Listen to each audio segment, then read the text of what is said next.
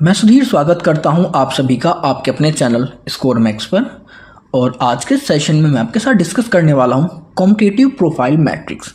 किसका कॉन्सेप्ट क्या होता है, इसका क्या रोल होता है हमारी स्ट्रेटजिक मैनेजमेंट के अंदर, हमारे ऑर्गेनाइजेशंस के अंदर, और किस तरह इसको प्रिपेयर किया जाता है।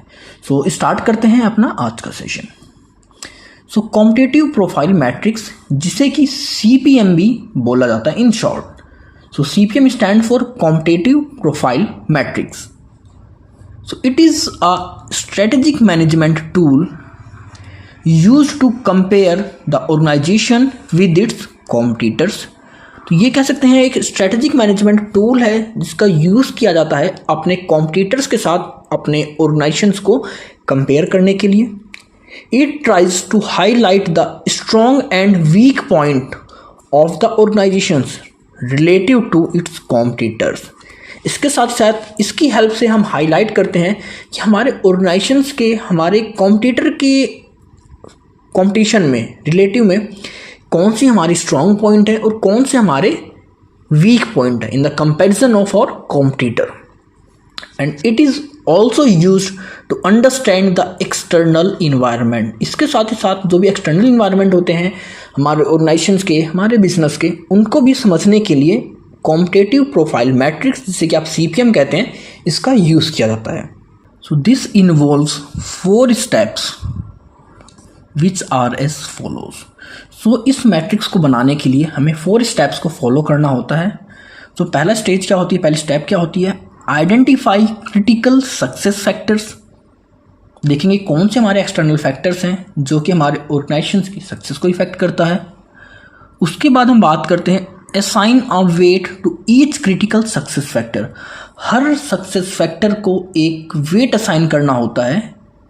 इसके बाद आता है आपका third, assign the rating to each organisation. हर ऑर्गेनाइजेशन को जिसके साथ कि हम कंपेयर कर रहे हैं उनको एक रेटिंग प्रोवाइड करना। लास्ट स्टेज होती है, लास्ट स्टेप होता है assign a score to each organisations.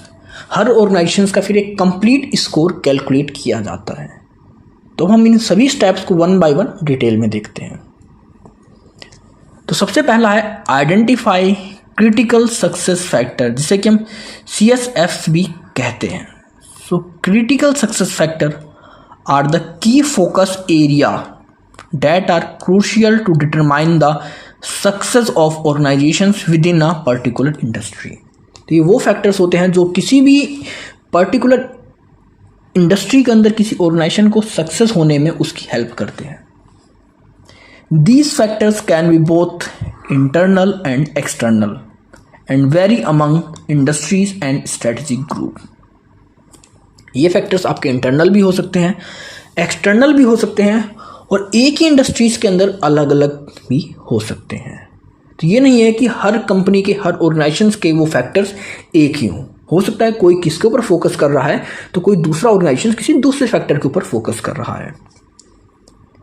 It is important to note that CSFS encompass both strength and weakness. इसके अंदर जो कि आपका क्रिटिकल सक्सेस फैक्टर है, इसके अंदर दोनों चीज़ को रिप्रेजेंट किया जाता है, नोट किया जाता है, चाहे वो आपकी स्ट्रेंथ हो चाहे आपकी वीकनेस हो, as they represent the factor that have the most significant impact on an organisation performance. तो यहाँ पर ये रिप्रेजेंट करता है उन फैक्टर्स को जो कि सबसे ज़्यादा आपके ऑर्गेनाइजेशंस की परफॉर्मेंस को इम्पैक्ट करते हैं। The example of CSFS in various industries might include product quality, market share, brand reputation, technological innovation, customer loyalty, cost structure and supply chain efficiency। तो ये वो फैक्टर्स हैं किसी भी ऑर्गेनाइजेशन को जो कि उसके सक्सेस में उसकी परफॉर्मेंस को डायरेक्टली इम्पैक्ट करते हैं, एक सिग्निफिकेंस रोल प्ले करते हैं। सबसे पहली स्टेज क्या होती है, आइडेंटिफाई क्रिटिकल सक्सेस फैक्टर। अब आप ये देख सकते हैं कौन कौन से फैक्टर्स हैं, मैंने यहाँ पर एक एग्जांपल के लिए बनाई गई है। तो क्रिटिकल सक्सेस फैक्टर किसी भी ऑर्गेनाइजेशन के लिए कौन कौन से फैक्टर्स हो सकते हैं, उसकी ऑनलाइन एडवर्टाइजमेंट कैसी है, उसका मार्केट शेयर क्या है, क्रेडिबिलिटी क्या है उसके प्रोडक्ट की, IT फैसिलिटीज़ कौन कौन सी प्रोवाइड करते हैं, कितना इनोवेशन फोकस कर रहे हैं, सेल्स कितनी देते हैं अपने एम्प्लॉयज़ को, एडवर्टाइजमेंट पर कितना वो एक्सपेंस करते हैं, सप्लाई चेन किस लेवल पे है, कितनी एफिशिएंट है, इफ़ेक्टिव है, कितने प्रोडक्ट की रेंज है, कोस्ट स्ट्रक्चर क्या है उनके प्रोडक्ट का, उनकी सर्विसेज का, कितने नए प्रोडक्ट को मार्केट में लॉन्च करते हैं टाइम टू टाइम, और कस्टमर लॉयल्टी क्या है। मतलब ये सारे क्या हैं, सक्सेस फैक्टर हैं किसी भी ऑर्गेनाइजेशन के सक्सेस होने के लिए। तो सबसे पहली स्टेज थी क्रिटिकल सक्सेस फैक्टर्स की, आपको एक लिस्ट प्रिपेयर करनी होती है उनको आइडेंटिफाई करके। अब सेकंड स्टेप आपका assign a weight to each critical success factor.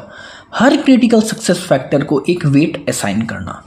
So weight are assign to each critical success factor to indicate their relative importance in determine the organization success। ये wait क्यों assign किया जाता है?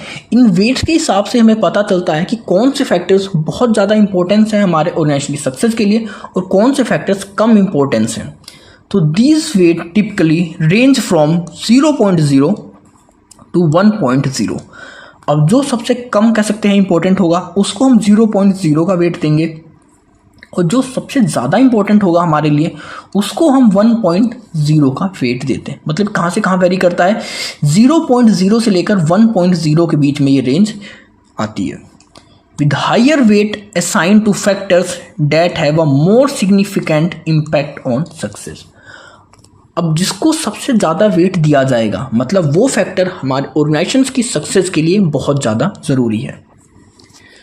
So assigning weight requires a subjective knowledge and it's crucial to consider the organization's strategic priorities and industry specific factor। तो अब इन wait को assign करने के लिए आपको उस फैक्टर के सब्जेक्टिव नॉलेज, सब्जेक्टिव जजमेंट, आपकी स्ट्रेटजी की प्रायोरिटी क्या है आपकी इंडस्ट्री की, और आपका जो इंडस्ट्री है वो किस स्पेसिफिक सेगमेंट के अंदर आती है, आपको इन सभी के बारे में पता होना चाहिए। मतलब आपकी स्ट्रेटजी प्रायोरिटी के बारे में, आपकी गोल्स के बारे में, मिशन के बारे में, सब्जेक्टिव नॉलेज के बारे में। इसके बाद ही आप उन्हें वेट्स ईजिली असाइन कर सकते हैं।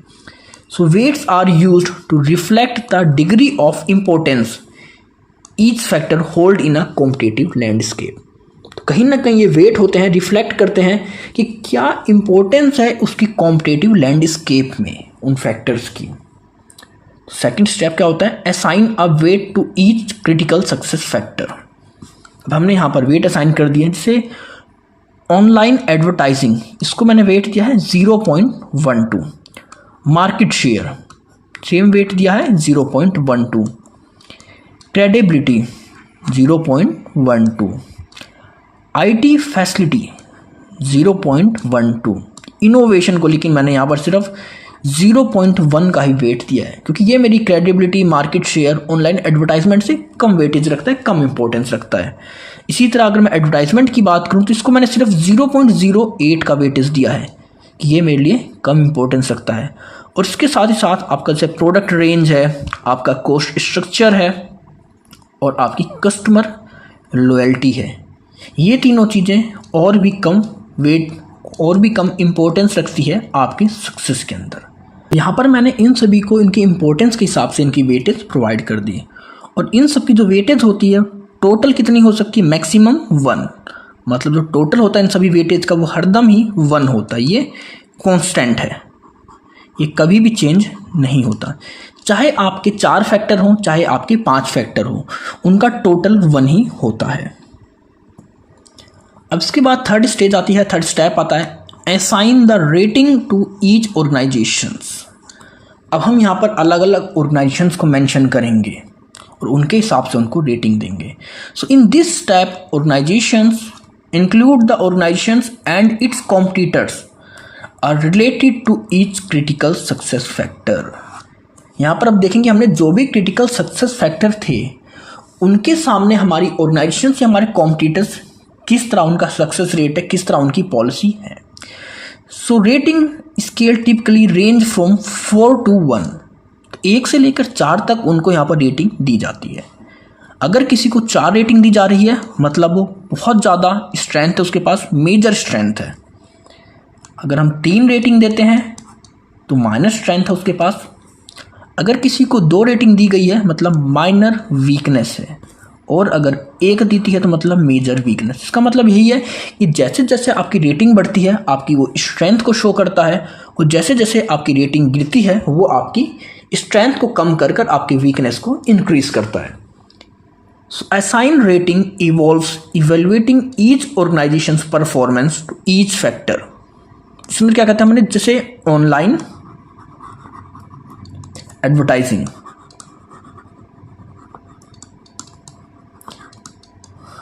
अब जैसे ये फैक्टर, तो इस फैक्टर के पास मैं हर ऑर्गेनाइजेशन को कंपेयर करूंगा कि वो इस फैक्टर के अगेंस्ट कैसे काम कर रही है, और उसके हिसाब से फिर मैं उसको रेटिंग दूंगा।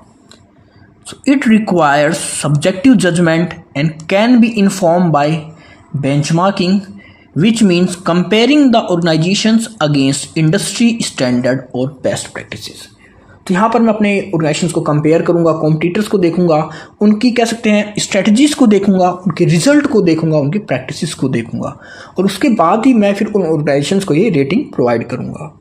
जैसे आप देख सकते हैं कि सबसे पहले मेरे पास क्या था, क्रिटिकल सक्सेस फैक्टर। मैंने इन सभी को मेंशन कर दिया यहाँ पर कि इतने क्रिटिकल सक्सेस फैक्टर हैं जो किसी भी ऑर्गेनाइजेशन की सक्सेस के लिए ज़रूरी हैं, उसको इम्पैक्ट करते हैं। इसके बाद फिर मैंने वेटेज शो कर दी, हर किसी क्रिटिकल फैक्टर को एक वेटेज दे दी, और इन सब का टोटल कितना था, 1 था।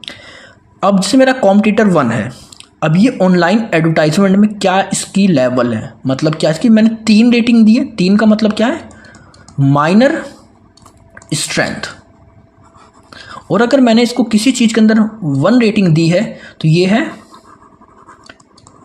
मेजर वीकनेस, मतलब ये इस चीज़ को अच्छे से टैकल नहीं कर पा रहा है।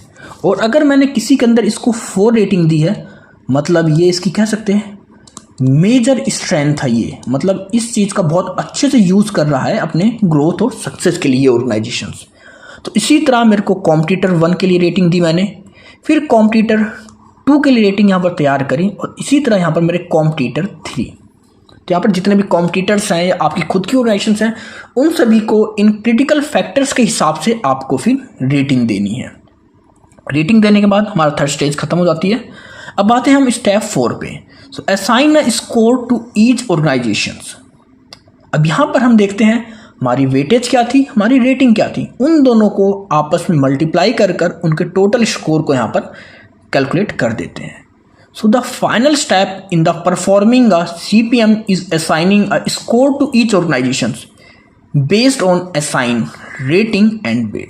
तो ये हमारी लास्ट स्टेज होती है, फाइनल स्टेज होती है। इसके अंदर हम देखते हैं कि उस ऑर्गेनाइजेशन को क्या रेटिंग दी गई है और क्या वेट दिया गया है, उन दोनों को आपस में मल्टीप्लाई कर कर हम फाइनल स्कोर को प्रिपेयर करते हैं। So the score for each organization on each critical factors is calculated by multiplying the weight assigned to the factors by rated assigned to the organization। तरीका भाई मैंने आपको अभी बताया था कि इसको कैसे कैलकुलेट करते हैं। इस स्कोर को हम देखते हैं उसको कितना वेट असाइन किया गया था और फिर उसको कितनी रेटिंग असाइन करी गई थी, फिर इन दोनों को आपस में मल्टीप्लाई कर दिया जाता है। So once the score for all critical success factor are calculated, the total score for each organization is determine the summing up their individual score। तो इसके बाद हम देखते हैं ऑर्गेनाइजेशन 1, ऑर्गेनाइजेशन 2, ऑर्गेनाइजेशन 3 या कॉम्पिटिटर 1, 2, 3 मतलब जितने भी कॉम्पिटिटर्स हैं उनके टोटल जो भी हमारे पास फैक्टर्स थे उनके सम को ऐड कर दिया जाता है, और जिस ऑर्गेनाइजेशन का हाईएस्ट टोटल स्कोर होता है मतलब वो सबसे ज़्यादा स्ट्रॉन्गर है अपने कॉम्पिटिशन में, अपने बिजनेस एरियाज के अंदर। अब यहाँ पर आप देख सकते हैं कि फर्स्ट स्टेज थी आपकी क्रिटिकल सक्सेस फैक्टर, जहाँ पर हमने उन सभी फैक्टर्स को मेंशन किया था जो कि किसी भी ऑर्गेनाइजेशन की सक्सेस के अंदर एक इम्पॉर्टेंट रोल प्ले करते हैं, लाइक आपकी online advertising, market share, credibility, IT facilities, innovation, salaries, advertising, supply chain, product range, cost structure, new product and customer loyalty. फिर इसके बाद हमने बात करी उनको वेट असाइन करने की। वेट कहाँ से कहाँ तक असाइन किए गए थे, आपके 0.0 से लेकर 1.0 तक, मतलब ये आपके वेट थे। तो टोटल कितना हो सकता है, मैक्सिमम सम इन वेट्स का वो हो सकता है 1, और कम से कम कितना वेट असाइन कर सकते हैं हम किसी फैक्टर को, 0.0। फिर इसके बाद हमने बात करी रेटिंग की। अब रेटिंग कहाँ तक थी, 1 से लेकर 4 तक रेटिंग हम किसी भी प्रोडक्ट को दे सकते हैं, किसी भी कॉम्पिटिटर के किसी फैक्टर के हिसाब से कि वो कैसा परफॉर्म कर रहा है, क्या उसकी स्ट्रेंथ है, उसके हिसाब से हमें देना होता है। फिर लास्ट स्टेप हमारा क्या होता है, हम स्कोर कैलकुलेट करना होता है। स्कोर कैसे कैलकुलेट होता है, लाइक कि आपको वेट देखना होता है। जैसे यहाँ पर 0.1 वेट है, इसको मल्टीप्लाई कर देते हैं हम इसकी रेटिंग से। इसको मल्टीप्लाई करने के बाद हमारे सामने क्या आ गया, 0.4। जैसे आपकी IT फैसिलिटीज़ है तो यहाँ पर 0.12 है, मल्टीप्लाई करेंगे 3 से तो इसका जो फाइनल स्कोर आएगा 0.36, ये इसका फाइनल स्कोर आ जाएगा। इसी तरह आपको कॉम्पिटिटर 1 के साथ, फिर कॉम्पिटिटर 2 के साथ और फिर कॉम्पिटिटर 3 के साथ इसको कैलकुलेट करना होता है। फिर जब आप इनके पूरे के पूरे स्कोर को मल्टीप्लाई करके टोटल कैलकुलेट कर लेते हैं, फिर आपको इन सभी को टोटल करना होता है। जैसे कॉम्पिटिटर 1 का फाइनल स्कोर क्या है, 2.41, कॉम्पिटिटर 2 का फाइनल स्कोर क्या है, 2.89 और थर्ड कॉम्पिटिटर का फाइनल स्कोर है 2.66। अब इन तीनों में हाईएस्ट स्कोर किसका है, कॉम्पिटिटर 2 का। मतलब कॉम्पिटिटर 2 सबसे ज़्यादा स्ट्रेंथ है इसके पास उस बिजनेस के अंदर, उस इंडस्ट्री के अंदर अपने बिजनेस को करने की, मतलब ये सबसे स्ट्रॉन्ग पोजीशन में है उस इंडस्ट्री के अंदर। सो CPM is a valuable tool for the organizations to assess to compare their competitive position, identify areas for improvement and inform strategic decision making।